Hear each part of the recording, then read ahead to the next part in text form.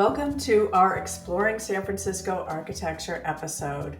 We're going to cover a lot of ground in this episode, and so if you don't have an hour and a half to listen to it from the start to the finish, by all means use our chapter reference and go to the links in the notes, and you can jump ahead to whatever interests you the most.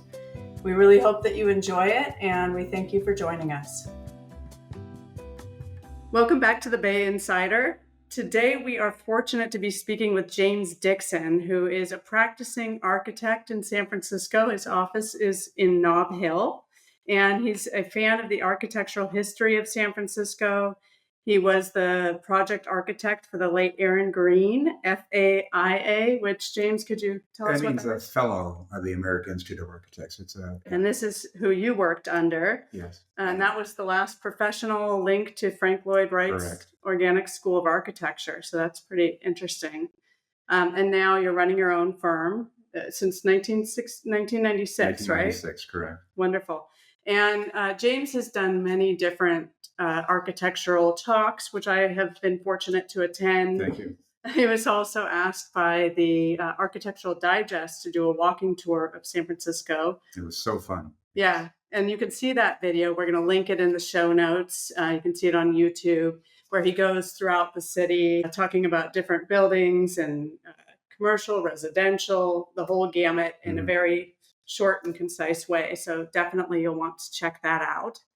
And we could talk about architecture in San Francisco for days, right? There's a lot of information. Easily. And so we've gone through, and James has really kind of condensed this for the different neighborhoods and the growth of the city, how everything has evolved over time through the different neighborhoods, basically from the days of the muddy streets to the rise of the core of the city, development of the western neighborhoods, and finally the ongoing development that we see in Mission Bay and South Beach areas.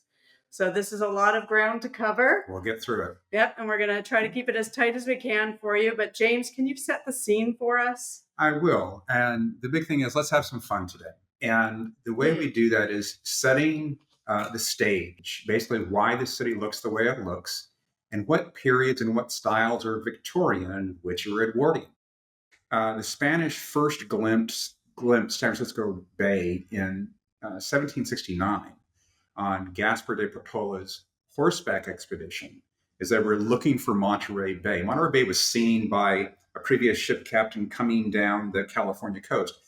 True today as ever, San Francisco Bay was always obscured by fog, so they never saw San Francisco Bay. Oh. So Portola, de Portola was sent up on an expedition mission to find this glorious Monterey Bay, thinking it was the best thing ever. So he came up through California, and then he comes up by Sweeney Ridge, and he has two of his guys from his party go out deer hunting, right? They need meat. So they come back and say, hey, we saw this big swatch of water here. So then de Portola says, show me. So they go out, and he sees this entire swath of San Francisco Bay. So it's seen on a great Google Maps shot about where he actually was. You can see how far away Sweeney Ridge is from San Francisco. But then he's looking in the direction of Oakland from that ridge. And Sweeney Ridge, that's in down south. Yeah, it's right near Pacifica. Right, near Pacifica. Again, always bound in fog. And that one day in 1769, it happened to be clear. So he could see the bay and he could see San Francisco. Oh, wow. So you say it was accident? It was complete accident because of two deer hunters. So these two deer hunters come back and they say, we discovered this huge body of water. De Portola goes over there and christens it San Francisco Bay. But in that non-foggy morning on Sweeney Bay, the Spanish did not. They kind of shrugged their shoulders and then returned to their search for Monterey Bay. Obviously it wasn't Monterey Bay. But in 1776, from the Spanish base that is eventually located at Monterey, Anza is sent out to go, what is this place called San Francisco? And let's go check it out. They go over and they find this cliff right where Fort Point will eventually be. They actually camped near Mountain Lake. For those of you who know the Presidio, they camped. Basically looking across. They're looking right in that image. They're looking across at Marina. They're right where Fort Point is, and they're right where the landing of the Golden Gate Bridge is. So they're right there. And he, of course, got to plant your flag or your cross, and then they set that up as the location of the Presidio. So that's where the eventual Presidio was set. But what's interesting, that happened just days before the Declaration of U.S. independence from Britain was signed in Philadelphia in 1776. So you can see the confluence of time across coasts. So the Spanish planted their flag in the bluff, is what's now known as Fort Point. They established the Presidio as a fort to guard the bay. 4 days later, of course, those of you who have been up there know there isn't any fresh water up there. So after some exploration to find a more hospitable, that is less windy, and a source of spring water, they found a site for the mission of San Francisco of Assisi. It's now called Mission Dolores, but they found a spring there. And that's the oldest building in San Francisco. Yes, it is. Right? We'll get to that. Spring's no longer there, right? Well, there's springs all over San Francisco. All over San Francisco. So the Mission Dolores is founded, but then 45 years after the 1776 Spanish founding of San Francisco, in 1821, Spain lost San Francisco and all of California to Mexico when Mexico wins its independence from Spain. Mexico then lost San Francisco to the U.S. a mere 25 years later, when Montgomery comes in and plants the flag in Yerba Buena Cove. The reason he does that is Commodore Sloat, for whom the avenue is named, declares that Yerba Buena is an American territory. So they planted a flag in 1846. That's Captain Montgomery. Just this great old salty dude, right? Oh my gosh. Yeah, he doesn't. He's just true, pure Victorian guy. Look at the gut on that guy. Look at the buttons coming down his frock. It's like the buttons can't even hide that thing. I don't know if those buttons button anything, do they? Or are they just for decoration? They're decoration. Yeah. They don't really. They're just it's such a wonderfully silly photo. But then he sails this magnificent ship into Yerba Buena Cove. It's called Under Full Sail. That's an actual, great image of the USS Portsmouth. Hence Portsmouth Square, hence Montgomery Street, because that's right. Portsmouth Square is exactly where the flag was planted. So it used to be water. Right. That whole cove area, and you'll see that in an upcoming survey, that was all water. And it's now where the Transamerica Pyramid now stands. Oh, really? Yeah, that's right there. So the first neighborhoods were in the Mission District because that was the warmest area. It was near Mission Dolores, of course, and it was out of the wind. So what should you go see if you have just a limited amount of time? Mission Dolores, which was constructed between 1788 and 1791, is definitely worth a visit. And its graveyard is full of the originators of many of our street names. I give it a total 5 Death Stars. It's an amazing graveyard. And those of you who know in the back of Mission Dolores, it's phenomenal. It's to the side. You have to walk around the back. Right, you go through all the awful propaganda of we were helping the natives. Okay. You go around all that stuff, right? Just brush it aside and go around the back. And in that image right there, you can see what a decrepit state that is in. So that's 1856. Okay. So you can see it's just falling apart. Right. And so the architects of this time said, these things are falling apart. We need to save them. So that's why the Mission Revival style happens, is architects would go out and sketch these things and bring them to the attention of other architects and the general population. So then these things were saved. The whole right-hand part of that image then goes away. Then this monstrosity cathedral is put up, but the mission remains. And then to the left-hand side of that image, it's where the graveyard is. And those of you who know your words know that a graveyard happens next to a church and a cemetery happens where there is no church, where there's still dead bodies. Oh, so that's a legitimate graveyard. So I think it's Chula is the street that's right on the side. It's like an alleyway. I never seen it. Something like that. Yeah, I think that's what it's called. But yeah, so if you walk along that alley, between Dolores and I won't go there. Yeah, but anyways, But it's definitely worth a visit.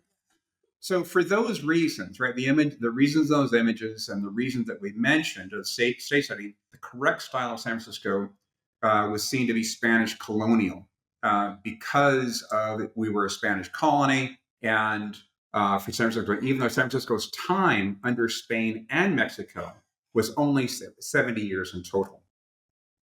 So then, going back to 1846, 1 year after Captain Montgomery planted the U.S. flag in Yerba Buena Cove in 1846, in 1847, this guy, this strapping fellow, Jasper O'Farrell, who happens to be the only surveyor in the area with equipment, was asked by the alcalde of the nascent San Francisco, which was then known, by the way, as Yerba Buena, not San Francisco, to extend the layout of this kind of crumpled city grid, your very just boxy city grid, and make an actual survey of the area to extend it out of the city, and then actually extended into Yerba Buena Cove, which is quite forward thinking. And then it was O'Farrell who then devises the idea, and this is important for the rest of our talk. O'Farrell devises the idea of the diagonal and aimed it straight to the landmark of Twin Peaks in the distance. That diagonal resolves two different grids in San Francisco. One was, there we go, great image, isn't that? So that's the original 1847 survey. And that shows the grid at the left and then the grid at the right. And they're at 45 degrees to each other. I see. How do I reconcile that? So what he did, you can see there with the diagonal between the things, that resolves it.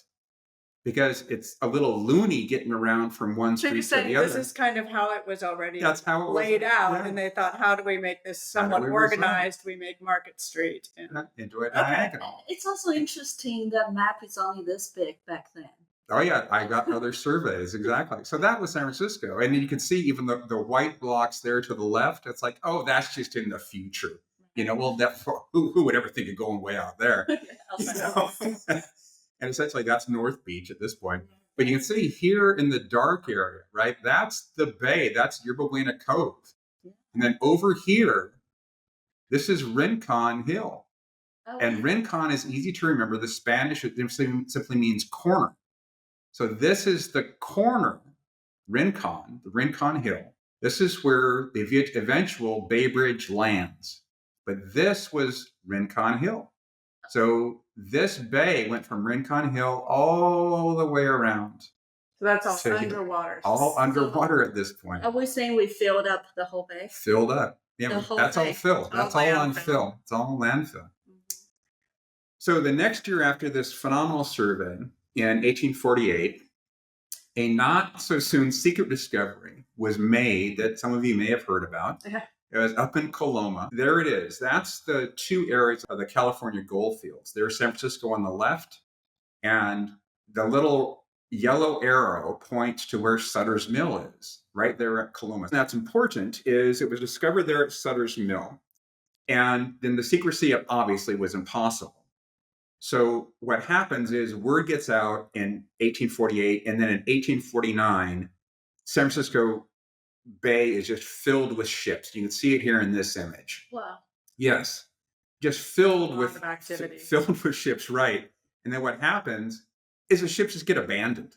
This is the great image. They're just abandoned, right? It's like Richardson Bay was not too Yeah. long ago. And you can see those ships are high out of the water. They're foundering. There's no one on them. They got holes in their sides. So the guys on the ships just abandoned them and went to go work in the gold fields. It was seen as, why would I save this rotten hulk of a wood thing when I can go get rich? So the city was then filled, California was filled with miners and dreamers and scammers and entertainers of all types from all over the world who were called 49ers. And some of you may know of a miner, somewhat erratic football team of that name. Oh, that's a great shot, isn't it, of some of the miners? It's like, I can smell them from here across town. The reason I'm showing those images is this all happened in a year. And it's like ships were abandoned. Everyone was going to make their fortune in the minefields. So then with all these people coming into the city, in that same year, 1849, William Eddy, again, a name you will know from streets, was asked to do a news survey of a rapidly growing city. And the news survey continues, and this is important for this entire talk, continues O'Farrell's diagonal, and uses it to reconcile the two now expanded but still conflicting grids, north and south of Market. And you can see it just expands it here and expands south of Market. And these are two very differently sized grids. And then what's interesting also, in those years from 1849, 1850, 1851, 1852, so many fires happened in the city. Why? Because everything was built of wood, the guys were never not drinking alcohol, especially flammable alcohol. They all had firearms, and there was no electricity, so everything was lit by flames. So it's like, what could possibly go wrong? And it's like, oops, broke another city. And so this is the San Francisco city flag, and it shows a phoenix rising from the flames, not even from the ashes, from the flames. It's like, it's never going to be ashes, just more flames. And then the motto of the city, and this is a bit of, thumbing your nose at the Spanish and the Mexicans. Our motto is in Spanish. It's not in Latin, it's in Spanish, right? Oro en paz y fiero en guerra, right? Gold and peace and iron and war. Because of the gold rush that happened at the same time as the devastating fires in the 1850s. Setting the stage, 1840s and 1850s. What is it? Well, that's in the middle of the Victorian period. So the Victorian period is, why is it called Victorian? Why is it called Edwardian? I'm sorry to interrupt you, but I think this is going to be great for a lot of people who are listening, because people are so confused about what's Victorian, what's Edwardian. They have a specific idea in their head, and I think you're going to clear that up. I was one of them. Super simple. Yes. Queen Victoria and her son Edward. Very simply put, those periods are named for the British monarch at the time. So this on the screen is commanding Queen Victoria, 1882. So she's in the prime of her being queen. And then her son, Edward, that's Edward right there, ascends the throne in 1901. Her death is in 1901. He then ascends the throne, is named Edward VII. But getting to the important stuff, so architecture, right? So here's the Victorian period. Here on the left, you can see this vast swath of time, right? So it's basically the beginning to 1901. 1901, right? So she ascends the throne in 1837. She then kicks off in 1901. And then her son, Edward, rules for just 9 years, right? 1901 to 1910. And that period is called the Edwardian. So now if it's 1880s, 1890s, it is not an Edwardian, right? Right. So it doesn't necessarily. It's a Victorian. It doesn't necessarily have to do with the actual style of the house. Not the style does not matter. When the house was built. When the house was built. In those periods, you have different styles. Different styles. Right. But Edwardian was actually a little longer than 9 years, right? Didn't expand another. Thank you. Yes. People push it to 1920 because A, it's convenient. B, World War I. C, I don't really want to invent a new name. Let's just start using decades. Right. 9 years is got it. Right. So the reason I developed this graphic, this timeline, big believer in the power of graphics. And what this shows, so all these descender bubbles are things that happen in San Francisco, from electricity to different books being published. But what really stands out is this huge 1890 pivot. And we'll get to that later on in our talk here. But you can see this huge pivot of when these different styles die. The only one that survives is Queen Anne. See that? So you can have a Victorian Queen Anne, you can have an Edwardian Queen Anne. You're never going to have an Edwardian Gothic revival or Edwardian Italian. No such animal exists. So you're going to have Edwardian Queen Anne. You can have Edwardian arts and crafts. You can have Victorian arts and crafts. You can see here, this dividing line is between the Victorian and the Edwardian periods. And would you say that you don't necessarily see the visual difference between the Victorian arts and crafts and the Edwardian arts and crafts? You definitely do. You do. So happy to ask that question. Okay. The huge difference is the stylistic difference between the Victorians and the Edwardians. So the Victorian styles are usually seen as highly, highly decorated. While the Edwardians' architectural styles are much more restrained and sophisticated, the Edwardian styles can be seen as a reaction to what they saw as the excesses of the later Victorian periods and styles, where they were essentially just rolling models and model parts and model glue and seeing how much stuff would stick to it, right? Sure. And the Edwardians said, nope, there's a better way. We're going to keep it nice and simple, keep it clean. And the most prevalent styles of the Victorian period is actually there were Gothic Revival and Carpenter Gothic, mainly Carpenter Gothic, from 1840 to 1890, Italianate from 1850 to 1890, Stick and Stick-Eastlake, 1860, 1890, and Queen Anne from 1880 to 1910. Again, we talk about all the styles stopping in 1890, not at the end of the Victorian period in 1901, and the only Queen Anne continues on. Here is what was the meteorite that destroyed the stylistic dinosaurs of the Victorian period. It comes down to a few brilliant thinkers. English critic John Ruskin, who was a writer in the 1850s, which advocated the return to medieval design and handcraft, and he influenced William Morris, an English designer. Morris started the arts and crafts movement in 1859 by building his own home, the Red House at Bexley Heath. And that is definitely worth a Google search. Phenomenal place. Morris is prolific, successful, and extremely influential. You've probably seen a lot of William Morris Bingo, wallpaper. that's him, right? Is it right? So Yeah. his doctor was asked, why did he die at a relatively young age? And he said, well, he simply died of being William Morris. William Morris's most famous dictum is this: have nothing in your houses you do not know to be useful or believe to be beautiful. Okay. The reason that's so important is that clears away the clutter Right. of the Victorian era. It is a testament to Morris's ability to think quickly and think well. So the first arts and crafts exhibit was in London in 1888. The movement influenced so many other architects who were inspired to create this American and local versions of the arts and crafts styles.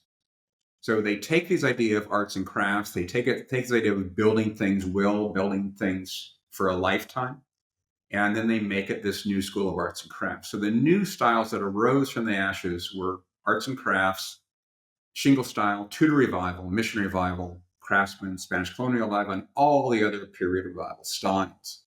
And what unites all of these is an attempt to get back to the sense of handcraft, which was seen as an honest and vigorous use of real materials, not some fake plaster thing pretending to be something else. If it's brick, it's brick. If it's wood, it's wood. And they wanted to revive a medieval mindset that reacted against the stylistic excesses of the later Victorian period. Right? I don't need to put another hat on top of a hat. So as we take this broad brush stroke, we'll look at some San Francisco neighborhoods in this broad brush stroke in roughly chronological order and describe the characteristics of each neighborhood as we make a shorter, our shorter manifest destiny, right? On our way from the first neighborhood, the Mission District, to the western neighborhoods, and across the sand dunes to the waves of the Pacific in the Sunset District. And at the conclusion of today's talk, we will return from the historical western neighborhoods to the new eastern neighborhoods of Mission Bay and South Beach. Not to be overly flowery, but that's where the sun is rising on the future of San Francisco. Okay. I find that wonderfully poetic, It right? is, The completely. western neighborhoods are where the sun is setting on San Francisco, and the eastern neighborhoods are where the sun is True. rising. So I like that symbolism. Yes. It's good. So, Very so good. now that we've set the stage with the layout of the street grids and the styles, what's Victorian and what's Edwardian, let's start to talk about San Francisco neighborhoods, and the oldest one out there, the Mission District. Mission Dolores was completed in 1791, and the 1906 fire was stopped at 20th Street. So nothing north of 20th Street survives. So the image on your screen is the Mission in 1856, but you can see it's not in great shape, Right. but the Mission District was even worse shape in 1906, and I have a shot of that later in our talk. However, what remains south of 20th Street includes a great collection of homes in Italianate style, stick style, Queen Anne. And what's interesting is many people who were displaced by the 06 quake moved to the Mission District for its warmer weather and its flat, abundant land. So on your screen right now is 801 Guerrero, And that's an excellent example of a bay-fronted Italianate style. You see the bays make it a bay front. And then a flat front Italianate can be seen at 845 Guerrero.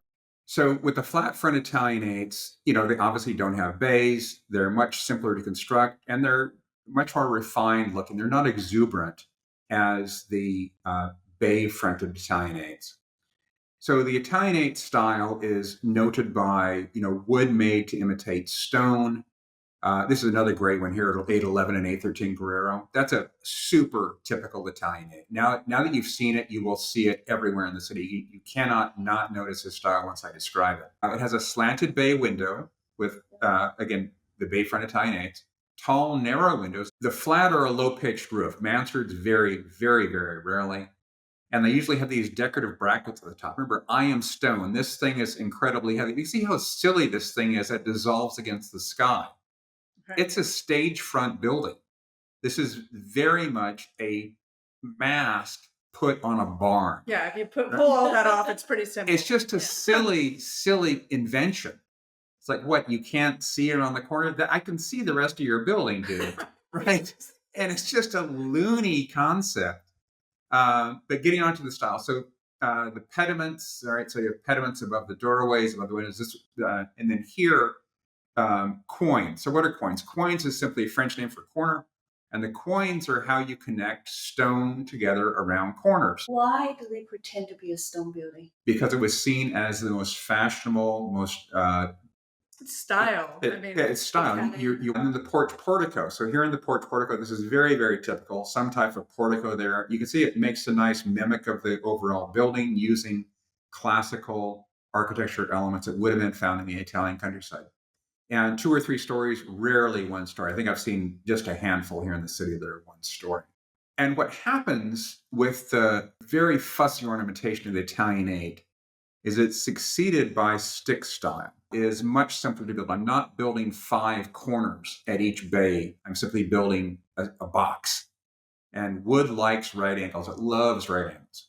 So here, everything is, you can see even over the windows, it's a right angle. It's a beam. It's not pretending to be stone with a curve. Wood hates to curve. Trees do, but lumber doesn't. So with that simpler style and stick style, you have square bay windows, flat, false gables, sometimes over the roofs. You have wood siding. You have a decorative vertical strips of wood here and here, and then a porch or portico like this, and a sense of verticality and narrow windows. This is called pure stick style. So here on the left, we have 1203 and 1205. Here on the right, 1207 and 1209 Guerrero. Super simple to build, way too plain for people at the time, right? This was seen as, what are you building? My cow belongs in that. I don't belong in that. But this is pure stick style right here. Way too simple for people. And then what happens is this.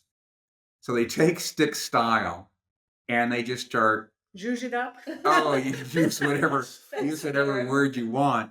But yeah, they just start throwing ornament against these boxes. And, those of you who were in architecture school like I was, the decorated box is a thing and it'll never go away. But this is, a great example here in Guerrero, 1233 Guerrero, that's Stick-Eastlake.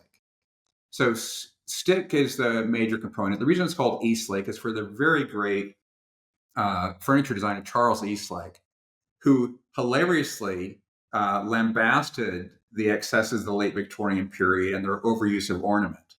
So his name is then used to describe the style he abhorred, which I find that's a joke, huh? Pretty hilarious. So the roof is different from the No, this isn't. This is all false roof. So this is the false mansard. This is a false gable. Everything is fake. It's not a show. Everything is fake.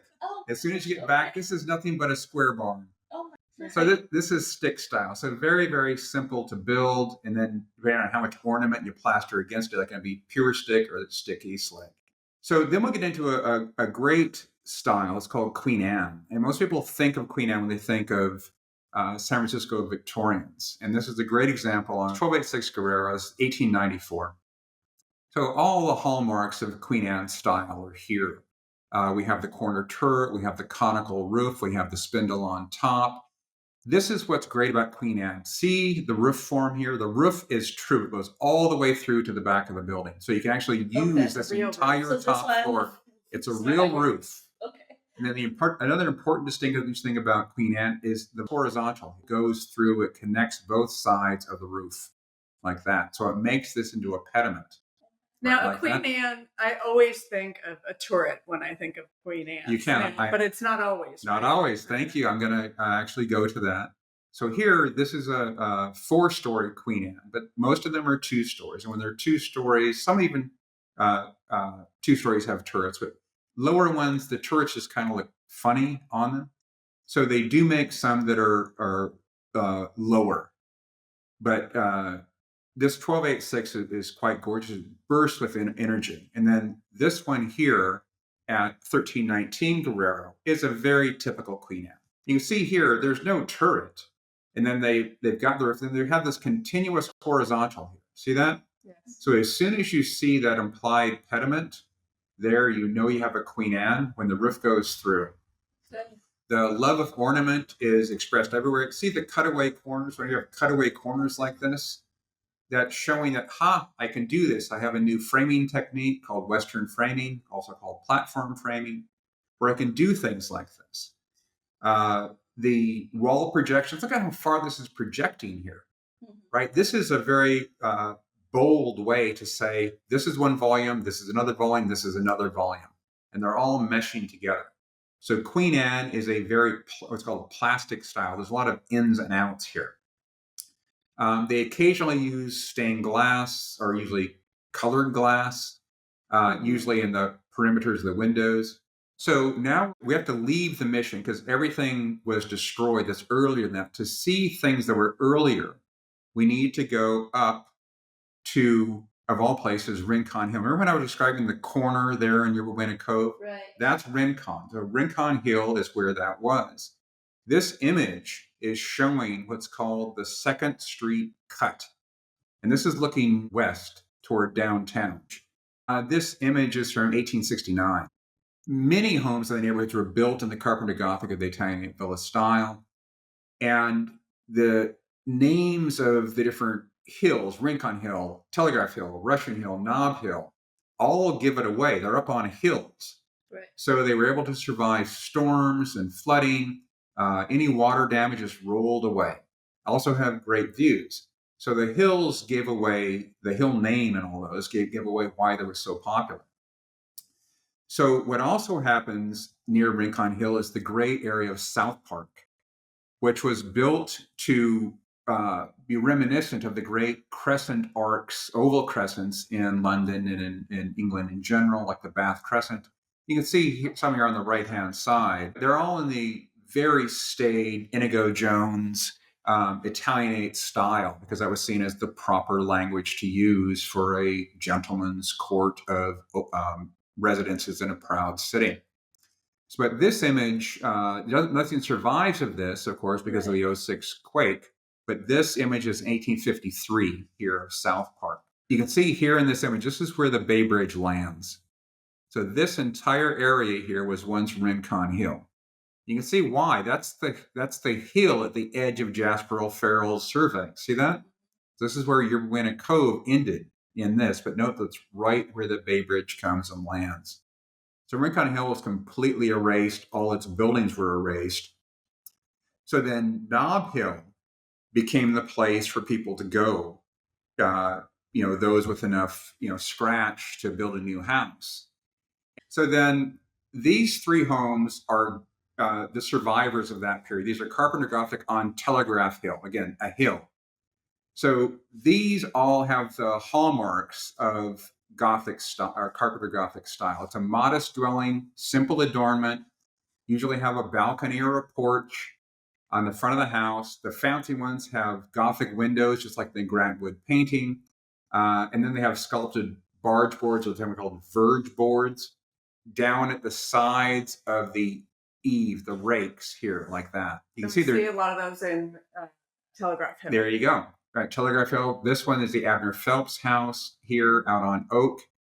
But you see there's no connecting horizontal here.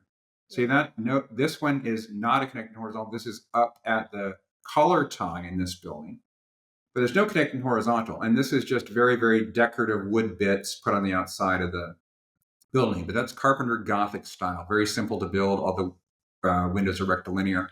Victorian. Very Victorian. Yes. So then we have to jump to Russian Hill for our next bit of architecture that still survives. So this is an image taken just after the quake. This is the great era of the great section of Russian Hill called the Summit. So we're looking at the destruction here on Broadway, coming right down here. And we'll talk about all these homes. So these are the splendid survivors on the Summit. So one example here is the Italian villa style. Here, the very famous Atkinson House. Very, very simple building, simple adornment. And this is 1032 Broadway. And then there's another image, right, showing, and you can see here, the archtop windows here. See all those? Again, you really have to squint, right, but that's the original windows here. And right around the corner from this home is the very famous Livermore House, which was built in 1865, if you can believe it. So the year the Civil War ends, this home is built. And it's remodeled by the God Almighty Willis Polk in 1891. It was redone fairly recently, I think in the late 90s, by Robert A.M. Stern. But you can see it's a very nice shingle style building, and Willis Polk's reimagining of it. And then there's another great image of the Livermore House, which is here, which is the entry. And then just a few steps away from that are the very famous twin homes, also called the Marshall homes. You see, they're very simple boxes, shingle-clad single boxes. These things were revolutionary because they were not fussy like the Victorian homes were. These things were simple to build. The wood was exposed on the inside. So this idea won. Was most influential for people like Bernard Maybeck is seeing these things and seeing that the wood was exposed on the inside. Maybeck fell in love with the redwood that he saw exposed on the inside of these homes. So that's why we see all the exposed beams and all that. And more than that, the paneling, what Maybeck loved was all the huge redwood panels were exposed as redwood. And redwood has a nice, soft, pink glow. It's just gorgeous wood. And that happens here in San Francisco. Here in California, we have the redwoods. Yeah. You can't, So, they don't make it like they used to. and they don't make them anymore. Right? Right. Yeah. So, I was just going to say, don't paint over it. That drives me yeah, crazy. absolutely. Right. What were you going to say? I was going to ask about shingles because we have a lot of houses with shingles. Yes. Can you just elaborate a little more? Because I think it's very much a San Francisco thing. Am I right? No, it's a whole style. We see here on this image on your screen right now, this is the Polk Williams house. So Polk was given half the house and part of the land to design this house. And his family lived in one part and the Williams family lived in the other part. But everything is covered in shingles. And you can see it has a very arts and crafts mentality, right? The swoopy roof bits here as they come down to meet the walls. It's just a gloriously enclosed volume that Polk wraps with shingles everywhere. So wrapping with shingles is called shingle style, and it riffs on and takes from the American colonial architecture, which was all based on what they had around in the woods, which was shingles everywhere. So this, the Polk Williams house, an absolute glorious thing that we're so happy to still have with us. So that's what has survived, that devastation up on the summit. This is the glorious 1, 3, 5, and 7 Russian Hill Place by Willis Polk. And what he's doing here is using the vocabulary of Mediterranean revival, you call it Spanish Mediterranean revival, Spanish revival, to clad these rather blocky volumes, but using an incredibly vigorous First Bay Area style overscaled ornament that he's painting black. And you'll see it here on the front elevation. Look at that gorgeous home, right? And it just says, welcome, I'm a glorious thing to live in. And this room on the left, that has windows on 3 sides, huge arched windows. They go all the way. Those look like floor to ceiling glass. And that's just Willis Polk being a genius. And then on the other side, on the street side, it washes down this hill with these overscaled balconies that no one ever stands on, but aren't they glorious to look at? Ornament that had absolutely no sense being on the outside of a building. But he does that. He really does it well. So this is Polk mixing Spanish Mediterranean with First Bay Area style and just making absolute glorious things because of it. So when we go back then to what it was after the '06 quake, we're very lucky to have those few survivors up there on the summit. So now we're going to jump over to Nob Hill. So Nob Hill is a hilarious story about what can happen when things go so wrong. So this is a shot of the Crocker, Huntington, and Flood mansions all lined up in a row. This on the far right is the very famous Flood mansion before Willis Polk remodels it after the quake. This is the Huntington mansion, and here's the Crocker mansion. So this is called Millionaire's Row for a reason. And then again, now you know these styles. This is the Italianate style, right? It's seen as the proper style for a man of means to build in, not this frou-frou stuff that happens. So this was seen as the correct restrained style to build in. What happens is we have these other things like the Huntington Mansion, which is right next door, which is all base, the coins in the corners. This one happened to be built entirely of wood. The only one that is built of stone on the entire block is the brownstone facade of the Flood building. Everything else is built of wood, plastered to imitate stone, and all the other things burnt. So this is the Huntington Mansion. Again, only 20 feet away from the Flood Mansion, but the Huntington Mansion was completely destroyed. Its entire block, it took up an entire block for that house. And that block is now Huntington Park, donated by Mrs. Ariana Huntington. So, and then diagonally across from the Flood Mansion was this absinthe fever dream of a home. This was the Mark Hopkins Mansion. This is one of its many, many, many, many incarnations. Looks like a church. It looks like a lot of things. A Gothic church. Right. But it's a fantasia. She was a big fan of reading romance novels. And, it's in the exact same era as the crazy lady who did the Winchester Mystery House, right? Sarah Winchester. Just kept building. It's kept building. So here, this is after the fire.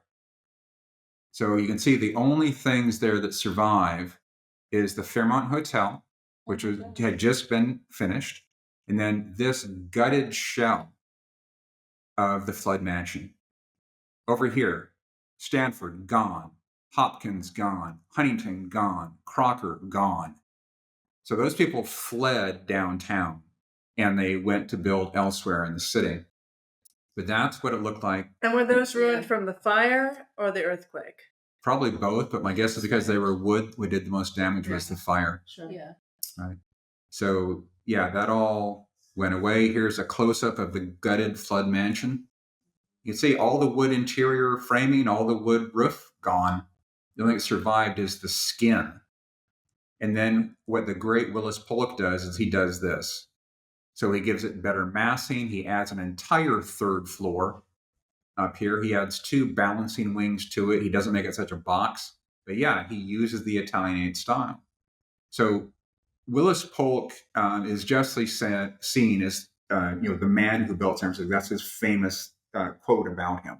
Next thing we're going to jump to is the Western Addition, the Haight, Pacific Heights, and Presidio.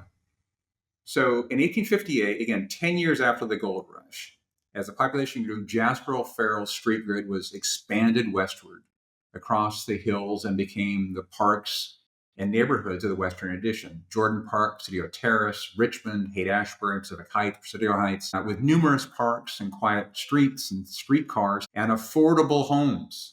And these neighborhoods became a vast middle-class suburb. So Pine Street and Bush Street were expanded, and this map shows these were expanded in the 1870s and 1880s to bring more streetcars out, more people, more land, more building.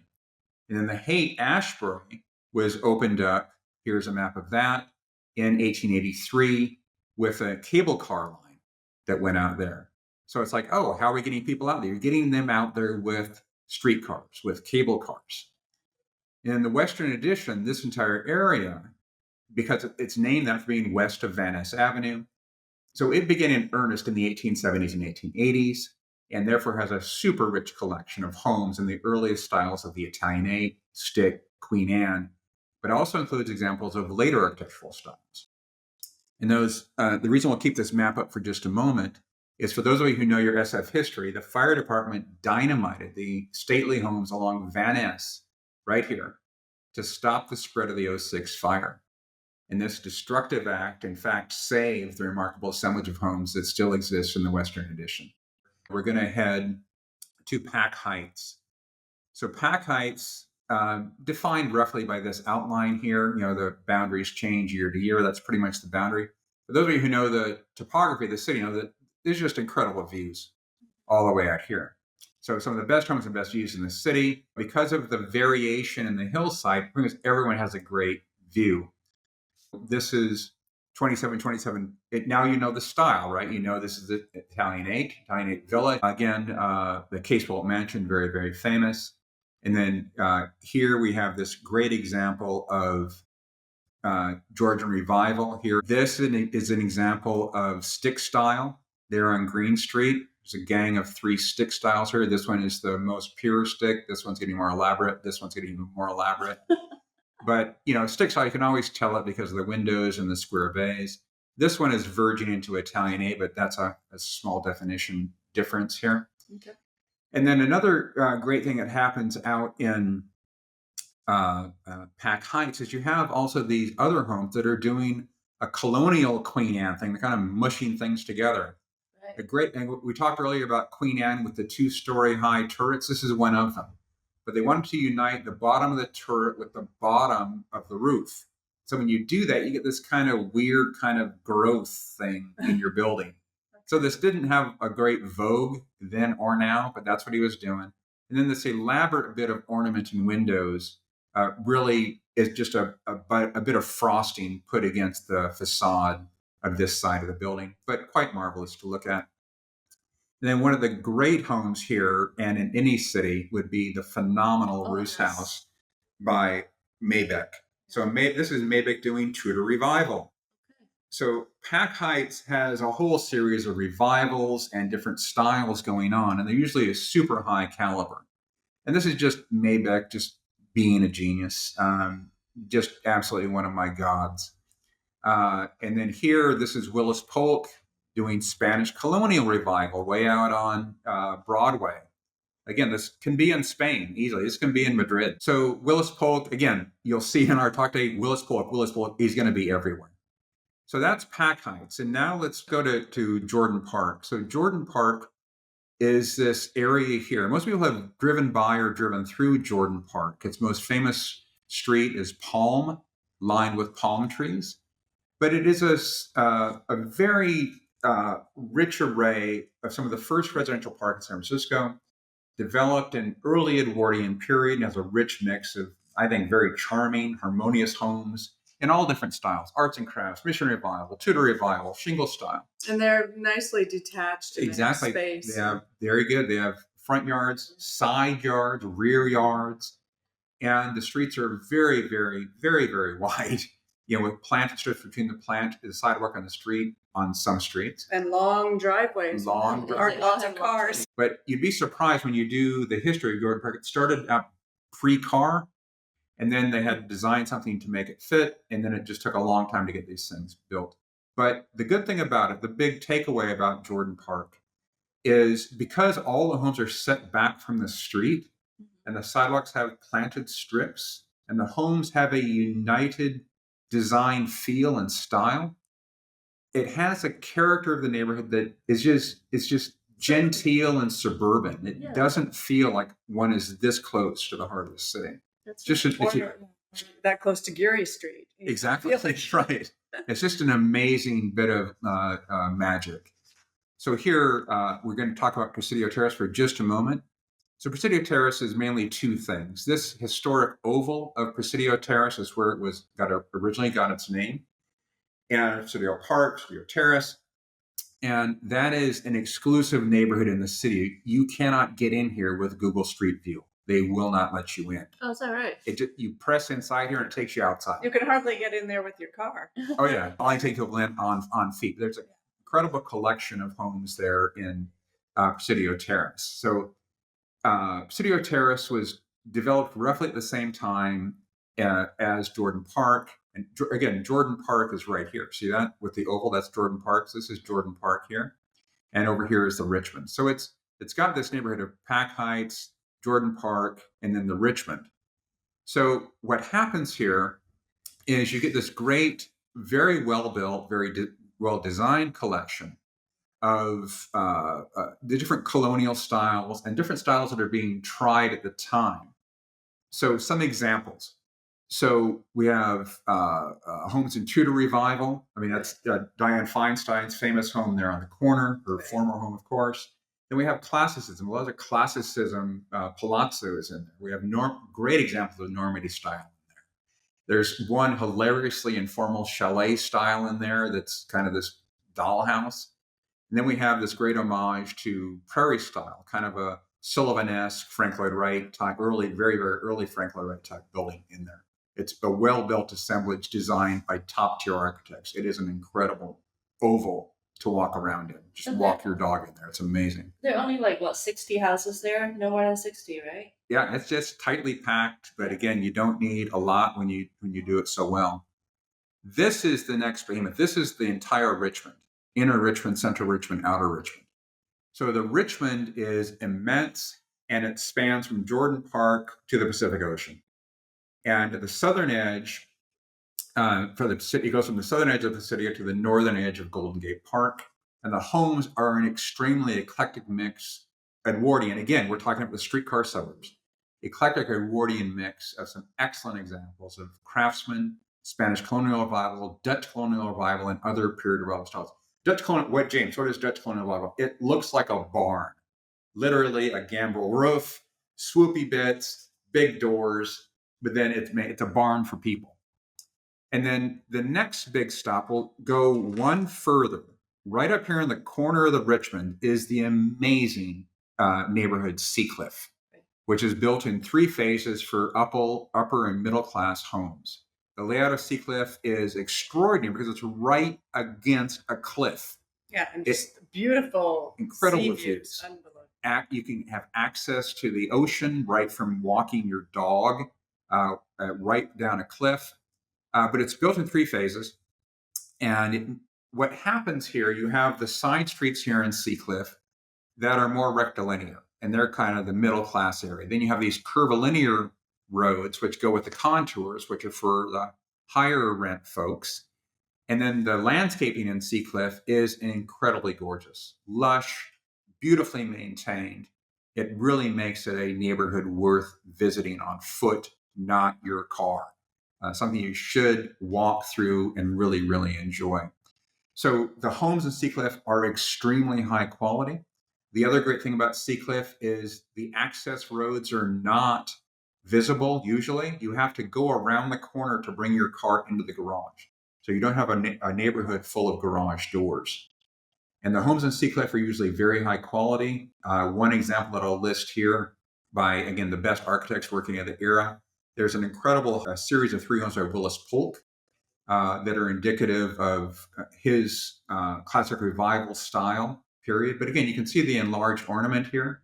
He's also using some of his first Bay Area style tricks about enlarging the ornament and then painting it a contrasting color. Here it's white, where in the past it would have been another color. But now let's return to the Haight Ashbury for what architecture styles it has to offer. So back in the Haight, we have a great assemblage of arts and crafts. Again, we talked about arts and crafts being inspired by John Ruskin and William Morris. And we have a couple of examples here in the Haight. So here we have 1335 Masonic.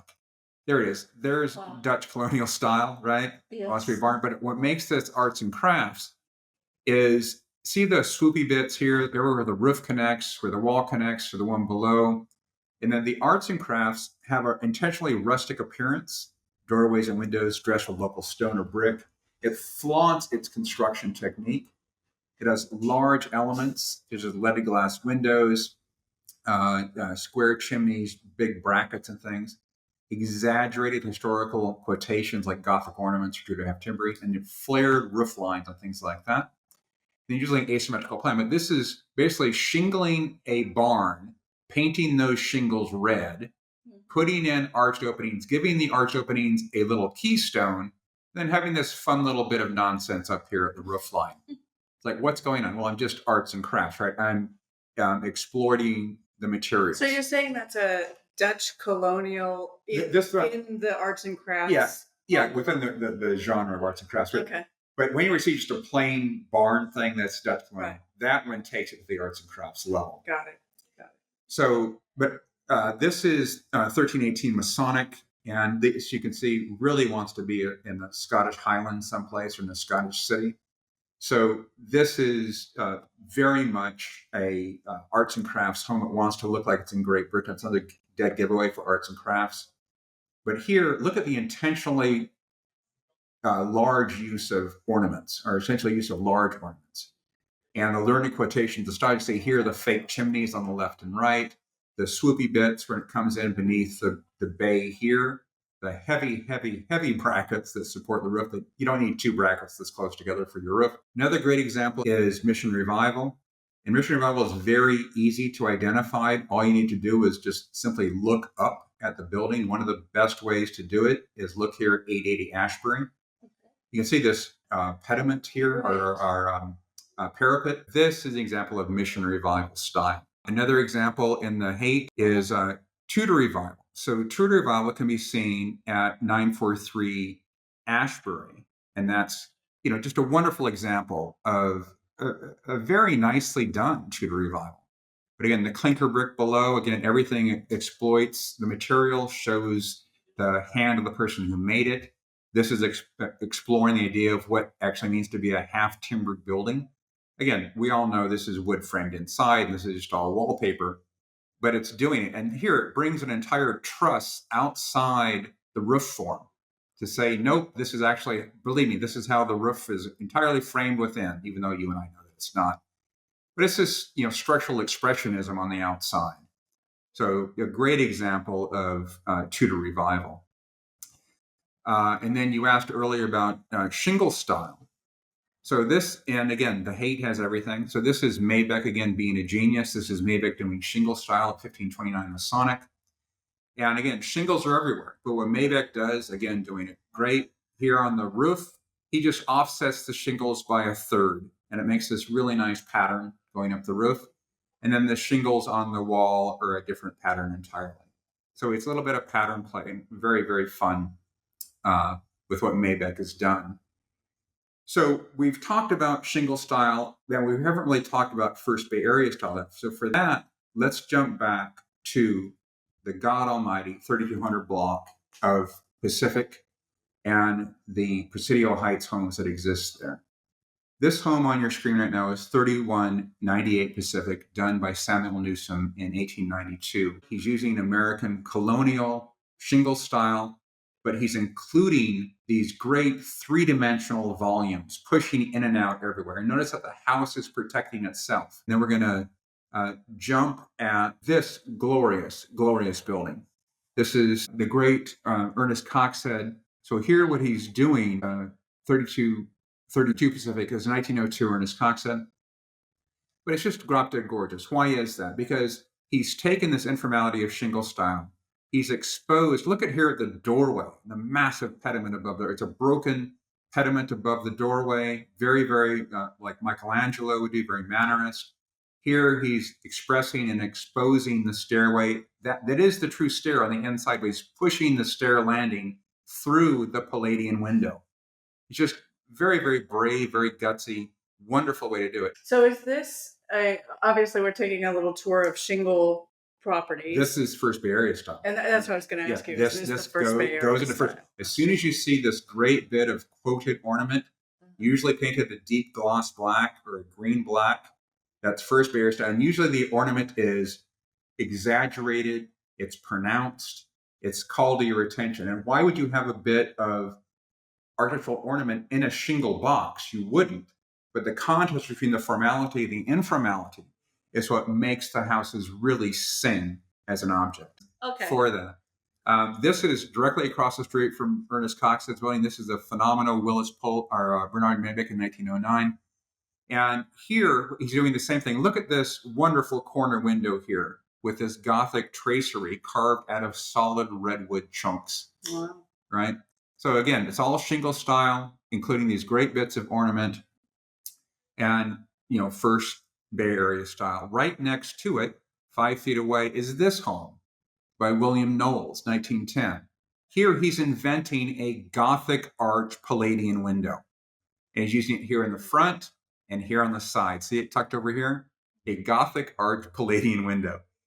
And cladding everything in shingles, like, why not? Here we still have a double hung window. Here we have a circular window. Here we have a 3-part, almost a Chicago window here. So we could go house by house down 3200 Pacific, and every home would be a knockout. It is definitely worth anyone's time to walk through them.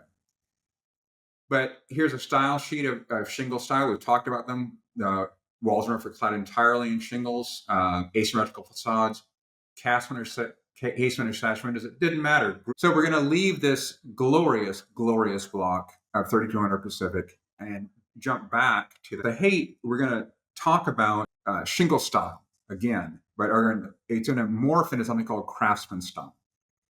So we have an idea of simply built buildings. And what makes them craftsmen, James? Well, craftsman, the style was coined because in 1901, Gustav Stickler started a magazine called The Craftsman, which was a truly American style. His magazine was pioneering, and it was very influential throughout America. The craftsman styles tend to emphasize the horizontal much more. They have bands of horizontal windows. The facades of each the home in San Francisco often have this.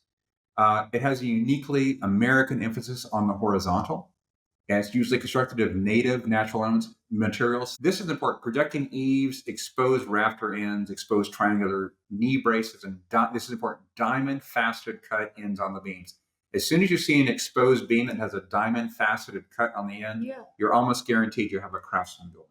Bands of 3 or more windows, and of course, the person who takes that idea to Pluto is Frank Lloyd Wright.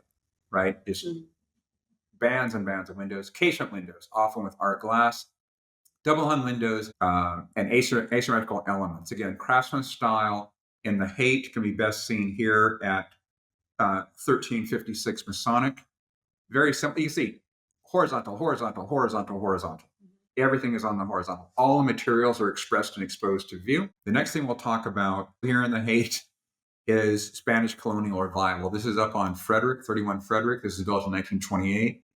And again, you can see it wants to be in some Spanish colony someplace. This wasn't, nice enough for Madrid, but it could sure work in Monterey, California, and it can work in San Francisco. So at this time in the 20s, again, this is all the streetcar suburbs of the Western neighborhoods. There's another one at 101 Ashbury right here. And this is what we think of as typical Marina style, right? What an architect had to solve was, how do I put a garage door in my home with no side access? So what they did is they have a large bay window. Again, the biggest thing is what our eye goes to.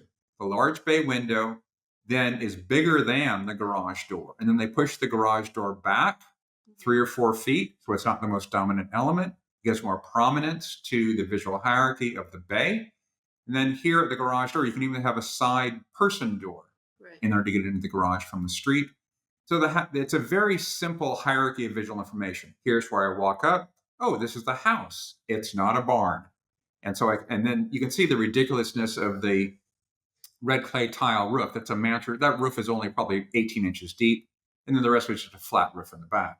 So it's rather silly, but it's saying I have an allegiance to the Mediterranean style. But this is what we would call Marina style. And to show the validity of the style, it's actually here in the Haight Ashbury. So the next place we're going to go is the Sunset. It's more properly known as Outside Lands. So that incorporates the Sunset, Parkside, Park Merced, Lakeshore, Merced Manor, Ingleside, Terrace, all these different neighborhoods that are out there. So the prime period for development in the Sunset is between 1920 and 1941. And that's shown here as I've overlaid it here on my graphic for architectural styles from 1920s until now. But you can see the orange rectangle here is the prime area for development. So you can see it's 1920, 1941, which means the styles that are out here are a great time capsule of that period. And this time capsule of the period is all period revival stuff. You have some people who are doing, modern, some people are doing Art Deco. They're the rare birds. Everyone pretty much in Outside Lands is doing period revival work. So why is it called Outside Lands? Why is this so important? So let's tell a little bit of a story here. So the entire area that's now known as the Sunset, Parkside, Parkstead, Lakeshore, 3,000 different names, all of those were originally part of the Seal Rock Rancho. John Horner, who's a ship captain, buys the San Miguel Rancho in 1854. And then 4 years later, it's 4 years after California statehood. So he buys that rancho. And then Horner then loses it to the Pioche family in a financial panic of 1857. And then a guy whose name everyone will recognize, Adolph Sutro, acquires the northwest part of the land in 1879. And then a guy with a great Harry Potter name, Aurelius E. Buckingham, develops a residential tract of just 2 or 3 blocks south of Fifth Avenue along 8th Street, which is now Lincoln Way, in 1887. And Buckingham calls his development the Sunset. What happens then, because people say, oh, this is the way to go. So in 1868 and 1869, 2 gloriously beautiful maps were prepared. So this map from 1868 is the outside lands of the city and county of San Francisco. So what happens here is they're beginning to fill in what happens around and between what's called Park and downtown. But the map here really shows they had big ideas for what would become the Sunset. So looking at how to develop this comes down to an idea to hire Daniel Burnham to come in and do something for this area. So Burnham is hired by James Fellon on behalf of the San Francisco Art Association to develop the city plan for San Francisco. And this is the plan in front of you right now. This is Burnham's glorious plan. The 1906 quake and fire, the Burnham Plan, as it was called, was opposed by Michael DeYoung. He wrote the invectives not to build Burnham's city plan. So the San Francisco need was not more parks and boulevards, it's business. Unfortunate. So that killed everything. So even though Burnham's plan was not implemented, his vision sparked people. So on your screen right now, this is showing one of the initial phases of one of the great portals for the Twin Peaks Tunnel. So the neoclassical facades and the docks on the Embarcadero, also a direct effect of the vision that Burnham had. Before, the docks were wooden fronted shacks in a very, very dangerous part of town. He made them the idea, the vision. As people said, oh, let's make those neoclassical. He also inspired Aquatic Park. He inspired a subway under Market Street. And he inspired the extension of the Panhandle to connect Golden Gate Park to the Civic Heart. And so Burnham's modern ideas came to San Francisco wrapped in classical clothes, yes, but he gave San Francisco a powerful vision of what it could be. And the fussy Victorian world was left completely behind for this new vision of a world-class city, the Paris of the Pacific that they were aiming for, complete with its own Statue of Liberty. Okay. Right? Looking over west, this time over the Pacific. And, thus for the Sunset and the Western neighborhoods who were thwarted by other interests. Here's a great shot of the first streetcar going through the Twin Peaks Tunnel in 1918. So that for the Western neighborhood is everything. It's like, now I can just take my commute downtown. So these are all Michael O'Shaughnessy, and you'll know that name because of the street. Just a genius of a city engineer. Does the Twin Peaks Tunnel in 1918, Portola Drive, Slope Boulevard. There are other links at that to downtown at that time. I don't think these were done by O'Shaughnessy, but 19th Avenue, the major north-south arterial, was paid in 1924. So the routes for the cars and streetcars and automobiles now fostered this middle-income area, the housing in the Sunset, the housing for Parkside, Lake Merced, Lakeshore, Merced Manor, Ingleside. It's like all these things from 1920 to 1941, right? So this great number of homes here on the timeline. You'll see exactly what I'm talking about. So all the middle class housing is made possible by city planning, public administration, roads and tunnels. And then this is important: the FHA, the Federal Housing Administration, lends policies. And so its lending policies made people able to afford these things and build these things. So eager developers and builders, they desire to house a new middle class. And they were going very quickly. Extremely quickly. One per day, right? I read somewhere. Yeah, there's all these myths about it, but yeah, plaster won't die in a day. But all those are myths. But again, as we've seen today, the myths always last longer than the truth. But here, the desire to house a middle class, and that middle class wanted to be removed from the urban chaos of downtown, right? This was the era where the downtown core was just completely destroyed, right? Everyone was going out as a downtown flight. So again, all period of development. This is the guy right here. That's Doelger. They were the largest single home builders in the country from 1934 to 1941, right? So his approach to house design is still great. High quality materials for the average family. Redwood for house framing. Work with the design team for best house plan for prospective buyers on a 25 by 100 lot. Work with entire blocks of elevations. What that means for those who don't work in drawings, you have a two-dimensional drawing of the elevation of the house. He would just lay them all up together, tape them or pin them to a wall, and then move them around so they made better visual sense. So he would work on that to balance the styles and the facades. He wanted to install all underground utilities. That wasn't always achieved. And then locate commercial strips to attract business. So you don't have to go downtown for your stuff. So he gets his due with a great quote from the Chronicle. This is the quote. There was plenty of business at that sales office. In the 1930s, they're building a home a day. And by the time of his death in 1978, an estimated 24,000 homes had been constructed in Terrace and Daly City. So there's his office there. Yes, there's his office there on the right. This still exists on Judah as you go by. But you see, he was a modern guy. He wanted this streamlined, modern feeling. And then here, Google even gives him credit. See that? Mm-hmm. So what happens in post-World War II, all the GIs who went through here want to come back here, but it's not snowing, it's great, it's sunny, I want to move to California. So many GIs came back to California post-World War II, it was a huge housing problem, as there is now. That increased pressure to produce more housing meant housing faster, which means less money, which resulted in decreased quality and flatter facades. So you get this kind of impoverishing of the architectural vocabulary.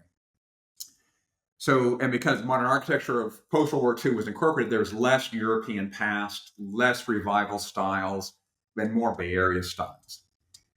So then in the 20s, just like 20 to 41, the same thing happens in the Marina. So the Marina was a stage set for the Panama Pacific International Exposition.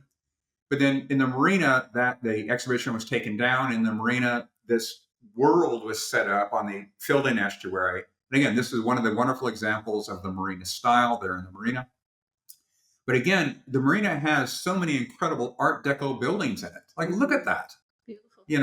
And people just walk, no, this is an incredible building. So 3665 Scott, just a glorious, glorious building. This is an idea. This is what you see from the outside. So the other, it's just an exuberant, wonderful, wonderful building. And here at 3639 Webster, look at this. Look at that glorious home, right? And people just would walk by this, right? So it's just so well executed. And there is so many Art Decos and so many streamlined moderns there in the Marina. And those were built mostly in the late 20s, 30s? Yeah, 20s and 30s. Yeah. 20s and 30s. Again, the great heyday of American architecture, where everything kind of went to garbage after World War II. And in the Marina, then built all on landfill. That was just another example here at 1600 Beach. Just you can see it's not overly ornamented. It's nicely done. It's clean, vertical. Very, very, very clean. And then what happens is streamlined modern comes along. Look at this glorious building at 1900 Beach. Right? So it's like Art Deco grew up and it became a little more restrained. So you have this sense of horizontality versus marked verticality. You have an overall sense of calmness versus Art Deco is extremely exuberant.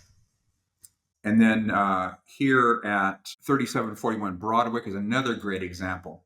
Great example of streamlined modern. See the curved balcony here at the lower, right? So in streamlining, everything has to wrap around corners, including glass. And the reason I took the photo from this vantage point, just look at these floors, right? Look at this glass wrap around these corners. Okay. And this is the first time in architecture where glass was seen as this malleable and this much of a form to work with. Otherwise, it was just something you put in a wall. Here it becomes the wall.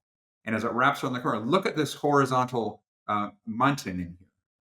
So that's also wrapped in the corner. So this marked horizontality really marks streamlined modern. And even here, see the porthole, right? So it's streamlined modern is all marked as it's a machine, it's a voyage to another place.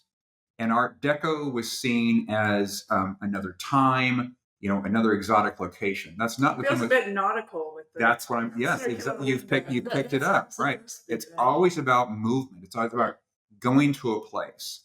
So the idea is that. So both styles reject the past, certainly, but they did it differently.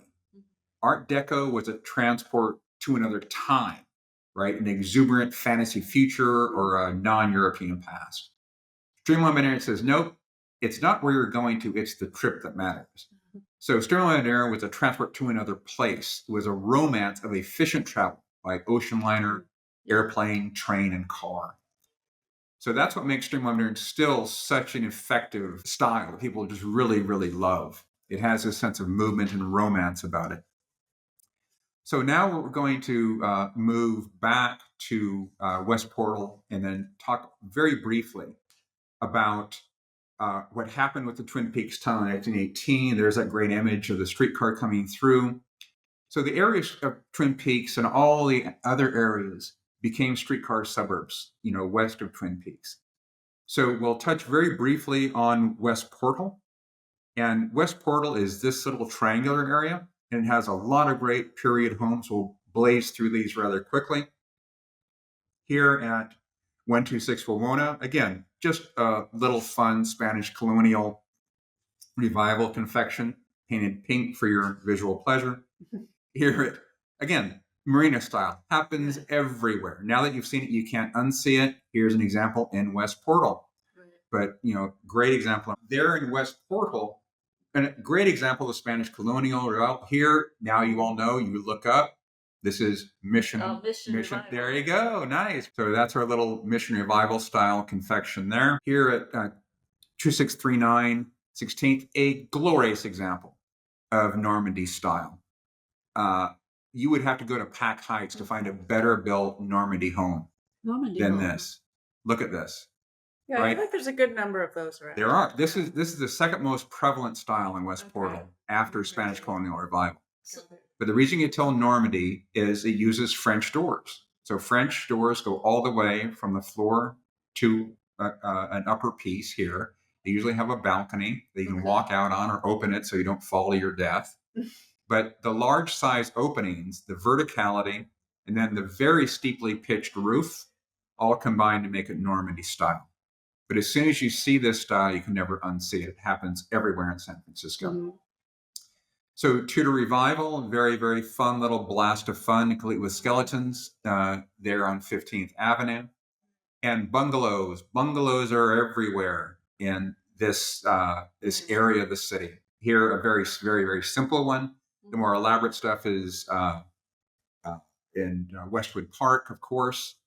And I sometimes get bungalow style and arts and crafts mixed up. Very easily mixed up. So arts and crafts is the overall branching idea. Arts and crafts is usually a giveaway that wants to be in Great Britain somewhere. That's the way I classify it. Okay. So bungalow comes admittedly from the huts that the British found in Bengal. It comes from the word Bengal house. Oh. So very low slung roof, open to the wind, outside areas you can go still in the shade. That's a bungalow. Okay. So, but they brought it back to that's a pretty good building type. We'll use that. So the reason people confuse it with arts and crafts is it has a great deal of handcrafted things on the inside, built-in furniture, great windows, great doors. Mhm. So it takes a lot of craft to build those. But when you have the low-slung roofs, you have the inness and openness to the inside and the outside, great sense of materiality, but the horizontality really makes it a bungalow versus an arts and crafts, which is much more wants to belong in Great Britain somewhere. And arts and crafts is the philosophy that incorporates a lot of different subgenres. Okay. Got it. So you can be quite saying this is an arts and crafts. Yes, it is, but it's a bungalow within the arts and crafts Got it. idea. So let's jump to Balboa Terrace. And so there's a little loony triangle of what Balboa Terrace is and its area. So let's look at some of the great examples of what's happened. In Balboa Terrace is English cottage style. Nice. There's not even a close second place. So this was seen as the correct way to build for a genteel family, was an English cottage house. When you think of the Cotswolds, you think of anything in the English countryside, real or imagined, that's what you get. And then an interesting thing happens at 125 San Rafael Way, which is this strange style called storybook. Oh, yeah. Which was developed in the 1920s as a very Hollywood-esque style where you exaggerate everything. Look at this. You got an extremely exaggerated peak, an exaggerated dormer, this eyebrow roof here, which harkens back to an English country house. It's like a child drew an English country house like they would want to live in it. And then here with the half-timber roof projection, over here like a oversized dormer, if you will. It's like, what's happening there? It just all hangs together. This is by Harold Stoner, who is a really big proponent of this style. It's like the witches inside there waiting. Exactly. It's also called the Wicked Witch style. I grew up in LA, and Pasadena is full of these homes. You know, so that's the great thing about storybook style. But the important thing that we will wrap this up today. So we've talked about the Western neighborhoods, including, we'll talk about the other Western neighborhoods, including St. Francis Wood and Forest Hill in our next podcast. But for now, as our last neighborhoods of our talk today, let's jump to the new Eastern neighborhoods of Mission Bay and South Beach. So if those of you who don't know, this is where they are. I did this little map this morning over a Google Maps, of course, but you get a sense like, yeah, this is where the shipyards were, right? Or a little bit further down. You can see it's a very industrial area, all landfill. So how do we build on? Remember, this is remember we talked about Rincon Hill. This is Rincon Hill right here. This was destroyed. Right. So it's like we're going to fill this in, and that's why it's called South Beach. This is where the old beach was, Mission Bay. This is where the bay was. Not anymore. So let's be serious for just a moment. So in Mission Bay and South Beach, San Francisco adopted a radical strategy to increase housing on our peninsula, right? They chose densification instead of the garden suburbs we've been discussing earlier today. Right. And this densification strategy recognizes that we live in a city on a peninsula where land is incredibly scarce and most of it poorly used. And to maximize housing on scarce land, you need to build vertically. And you need to replace the unused front yards and abandoned backyards and unused side yards with parks and green spaces for all. So the strategy sounds familiar because that is exactly how Baron Haussmann did redesign Paris for Napoleon III. And it was the inspiration for Daniel Burnham's 1905 plan for San Francisco. And the idea in Mission Bay and South Beach is to replicate what Haussmann did in Paris, which was to create what's called a street wall. See this in the image? He's creating a street wall, usually 50 to 70 feet tall. It's about, humans can deal with that. Approximately 5 to 6 stories, fronting right on the sidewalk. See that? And with all the buildings designed in the same style, or roughly the same style, with similar materials of hopefully higher quality, that have an architectural interest above, perhaps with balconies, something above to reward your eye for the journey, or other features to break the monotony of the street wall. That's the Parisian Haussmann ideal. And this, you can imagine if you were in Paris, and looks like that over the Seine, right? So this looks like over, an inlet from the bay, but the same idea is there. We don't need to build these monoliths. We can have this variegated edge here.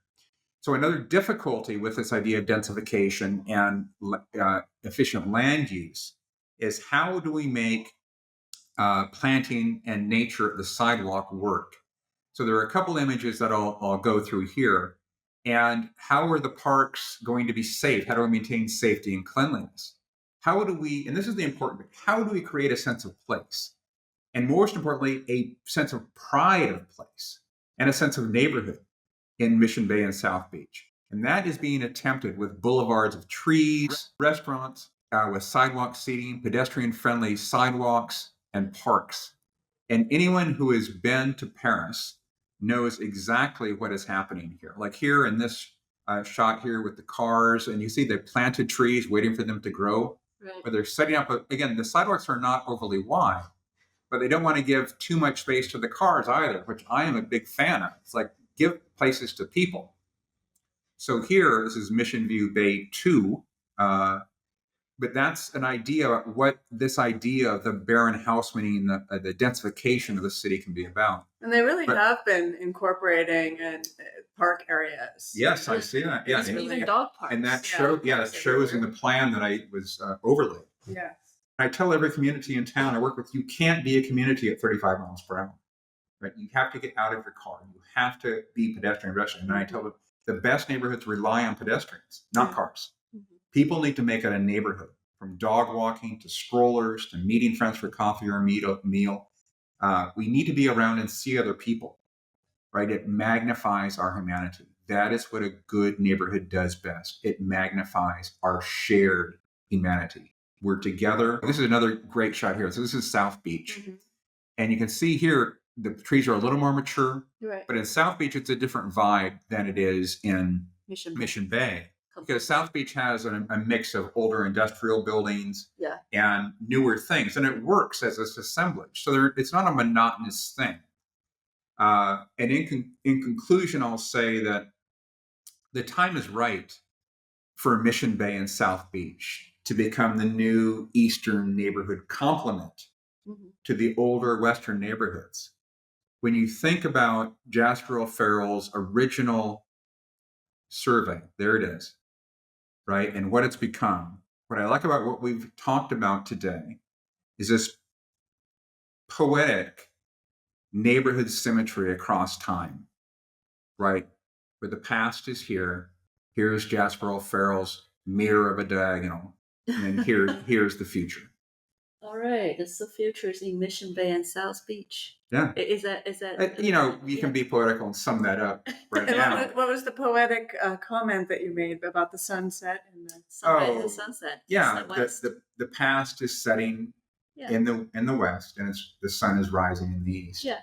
And so that's where the future is. It's there, right? And we may not like to be there because it's so jarring, but it's the fear of change, right? It's a shock of the new for those of you who remember that old PBS series. But yeah, the shock of the new is always a shock. Yeah. And people have it takes a while to get used to it. And sometimes it's good and sometimes it isn't. But I do like what they're doing right now. I think the park avenues, I think there's all kinds of great things going on along the waterfront. Because it was just a disaster for so long. It was. We need to use our waterfront. Bringing down the freeway in front of the ferry building was the most amazing thing. And that's why I incorporated maps in this talk, was to so people could see, oh, that's Urban Canal. That's where the highway's going to be. That destroyed that entire area of town. Yes, it did. It's very interesting. It's very interesting to see how the city develops, from this side and migrate to this, and now we're going back east. Yeah, and it's always evolving. And I think it'll be really exciting to see where it's going. And I think in the future, as you mentioned, we want to do some other talks with you where we actually go out on the street and walk a neighborhood. That'd be so much fun. St. Francis Wood, Forest Hill, right by our office here, and such rich architectural. Pack Heights too. Yeah, I think Pack Heights so will be many really things. good. For those who are interested or want to know more, I'll have them include a bibliography. So this isn't just James spouting off. This is research stuff, and it's one of my silly passions. It has been wonderful. I learned so much. Thank you. Yeah. Thank you so much for joining us. And I'm looking forward to the next time we all get together. Yes. Thank you. Thank you All so right. much. Thanks for asking me. Catch you again. Okay. Bye-bye.